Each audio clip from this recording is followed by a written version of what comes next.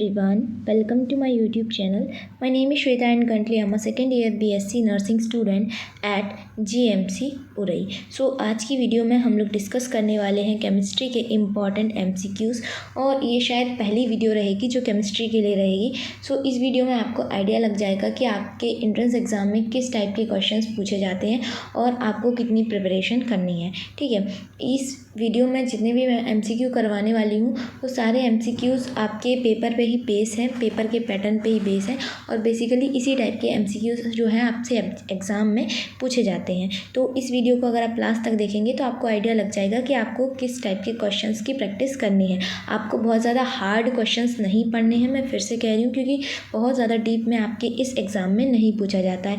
यहाँ पर चीज़ें आपसे ईजी टू मॉडरेट ही पूछी जाती हैं और बहुत ज़्यादा टफ चीज़ें नहीं पूछी जाती हैं। आज की वीडियो को हम स्टार्ट करते हैं। यहाँ पे हमारा फर्स्ट क्वेश्चन है, अल्कोहल के ऑक्सीकरण से प्राप्त होता है। अगर हम अल्कोहल का ऑक्सीकरण करवाएंगे, अल्कोहल की रिएक्शन करवाएंगे ऑक्सीजन के साथ, तो उससे हमें क्या मिलेगा। ऑप्शन ए है कार्बोक्सिलिक अम्ल, ऑप्शन बी है एस्टर, ऑप्शन सी है एल्केन एंड ऑप्शन डी है एल्कीन। तो अगर हम अल्कोहल की रिएक्शन करवाएंगे ऑक्सीजन के साथ तो हमें मिलेगा कार्बोक्सिलिक अम्ल, कार्बोक्सिलिक एसिड। ऑप्शन ए जो है वो आपका राइट आंसर हो जाएगा। नेक्स्ट क्वेश्चन है, कार्बन की संयोजकता है, तो कार्बन की जो संयोजकता होती है वो कितनी होती है। ऑप्शन ए है 1, ऑप्शन बी है 2, ऑप्शन सी है 4 एंड ऑप्शन डी है 3। तो अगर हम कार्बन का इलेक्ट्रॉनिक विन्यास करेंगे, इलेक्ट्रॉनिक कॉन्फ़िगरेशन करेंगे, तो उसमें क्या आता है 2 and 4। ऑक्सीजन जो कार्बन होता है उसके पास लास्ट में कितनी बचती है संयोजकता 4, वो 4 चीज़ों से बाइंड कर सकता है। तो यहाँ पे जो आपका राइट आंसर होगा वो होगा ऑप्शन सी यानी कि 4। नेक्स्ट क्वेश्चन है, HCl एवं NaOH के अनुमापन में किस सूचक का प्रयोग किया जाता है। तो अगर हम NaOH और HCl का अनुमापन करेंगे तो उसके लिए किस इंडिकेटर का, किस सूचक का यूज़ किया जाएगा। ऑप्शन ए है मैथिल रेड, ऑप्शन बी है मैथिल ऑरेंज, ऑप्शन सी है litmus paper and option D है फिनोल्फथलीन। अगर हम HCl और NaOH का अनुमापन करेंगे तो उसके लिए हमें किसकी ज़रूरत होगी, उसके लिए हमें ज़रूरत होगी फिनोल्फथलीन की। ऑप्शन डी जो है वो आपका राइट आंसर हो जाएगा, ऑप्शन डी।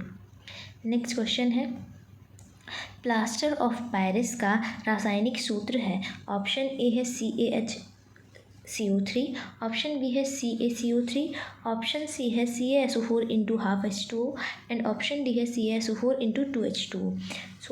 यहाँ पे आपसे पूछा जा रहा है POP का केमिकल फार्मूला पूछा जा रहा है।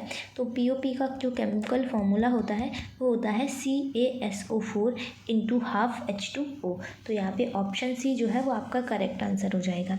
ये जो क्वेश्चन है केमिस्ट्री के, इसी टाइप के क्वेश्चन आपके CNET में पूछे जाते हैं। बहुत ज़्यादा हाईफाई क्वेश्चन नहीं पूछे जाते हैं, ये इजी क्वेश्चन है, इजी टू मॉडरेट आ सकते हैं।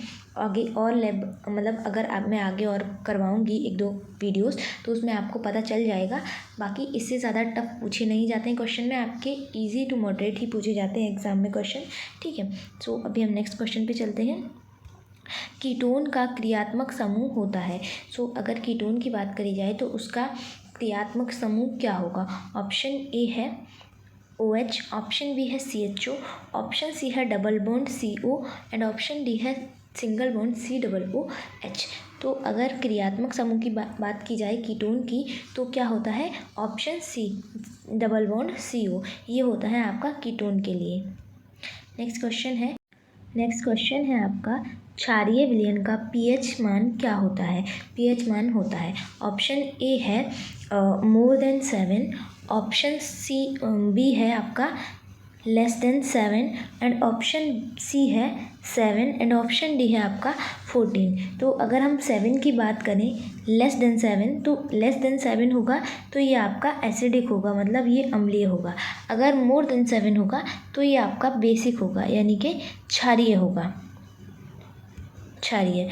एंड अगर 7 की बात करी जाए तो ये न्यूट्रल होता है, यहाँ पे ना बेसिक होता है और ना ही एसिडिक होता है।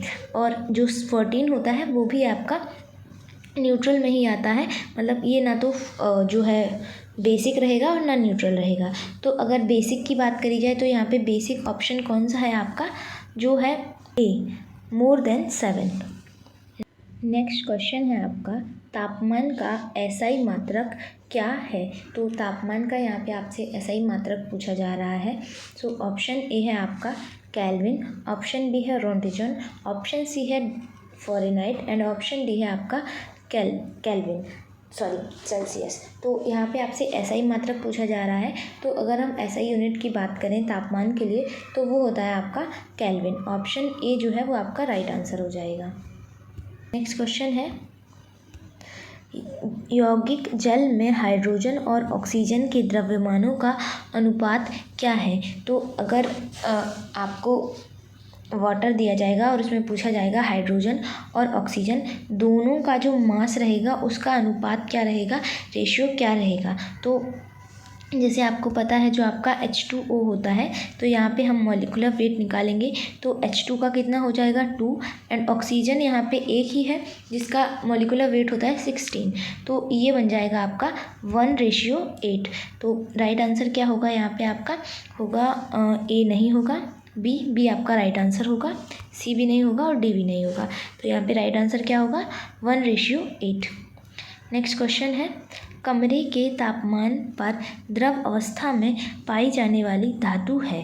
तो जो नॉर्मल टेम्परेचर पर, नॉर्मल रूम टेम्परेचर पर कौन सा मेटल होता है जो लिक्विड स्टेट में पाया जाता है, आपसे पूछा जा रहा है लिक्विड स्टेट में नॉर्मल टेम्परेचर पे।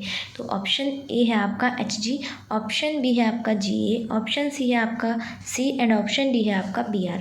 तो जो नॉर्मल टेम्परेचर पे लिक्विड स्टेट में पाई जाती है मेटल वो कौन सी होती है आपकी, वो होती है Hg को पारा भी बोलते हैं, ठीक है। नेक्स्ट है आपका, निम्नलिखित में से कौन सा बेंजीन है, कौन सी बेंजीन है। तो यहाँ पे आपको 4 स्ट्रक्चर देखने को मिल रहे हैं। तो यहाँ पे आपसे पूछा जा रहा है कि बेंजीन कौन सा है। तो बेंजीन का स्ट्रक्चर क्या होता है आपका, ऐसा रहता है बेंजीन हेक्सागोनल स्ट्रक्चर रहता है जिसमें आपके 3 डबल बॉन्ड पाए जाते हैं, ठीक है, 3 डबल बॉन्ड होते हैं यहाँ पे। तो ऐसा स्ट्रक्चर आपको कहाँ पे देखने को मिल रहा है, इसमें नहीं है, इसमें भी नहीं है, इसमें भी नहीं है। ये आपका राइट होगा, लास्ट ऑप्शन जो है वो आपका राइट आंसर होगा, ऑप्शन डी। ऑप्शन डी जो रहेगा वो आपका राइट आंसर रहेगा। तो आपके सीनेट में ऐसे ही क्वेश्चन पूछे जाते हैं, इजी टू मॉडरेट क्वेश्चन ही पूछे जाते हैं, बहुत ज़्यादा डिफ़िकल्ट क्वेश्चन आपसे नहीं पूछे जाते हैं। सो आपको समझ में आ गई होगी कि कितने ज़्यादा टफ क्वेश्चन पूछे जा रहे हैं यहाँ पे, ऐसे ही क्वेश्चन पूछे जाते हैं। तो आप लोग ज़्यादा परेशान मत होइए, बस अच्छे से पढ़ाई करिए और हो जाएगा, इतना ज़्यादा परेशान होने की ज़रूरत नहीं है। सो आज की वीडियो के लिए इतने ही क्वेश्चन थे। आई होप आपको ये क्वेश्चन समझ में आए होंगे एंड अगर आपको कोई भी डाउट है सीनेट से रिलेटेड तो आप कमेंट बॉक्स में मेंशन कर सकते हैं। Thank you.